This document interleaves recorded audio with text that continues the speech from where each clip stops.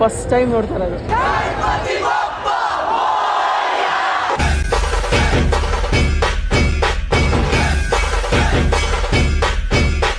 ಇದೇ ಮೊದಲನೇ ಬಾರಿ ನಾವಿಬ್ರು 63ನೇ ವರ್ಷದ ಬೆಂಗಳೂರು ಗಣೇಶ ಉತ್ಸವಕ್ಕೆ ಹೋಗಿದ್ವಿ. 27 ಆಗಸ್ಟ್ ಇಂದ ಹಿಡಿದು 6 ಸೆಪ್ಟೆಂಬರ್ ತನಕ 11 ದಿನಗಳ ಕಾಲ APS ಕಾಲೇಜ್ ಗ್ರೌಂಡ್ಸ್ ಹಾಗೂ ನ್ಯಾಷನಲ್ ಕಾಲೇಜ್ ಗ್ರೌಂಡ್ ನಲ್ಲಿ ಭರ್ಜರಿಯಾಗಿ ಈ ಹಬ್ಬ ನಡೆಯುತ್ತೆ.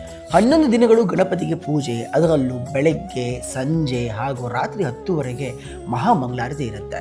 ಈ ಸಲ ವಿಶೇಷ ಏನಂದ್ರೆ 24 ಗಂಟೆ ಈ ಪೆಂಡಾಲ್ ಓಪನ್ ಇರುತ್ತೆ.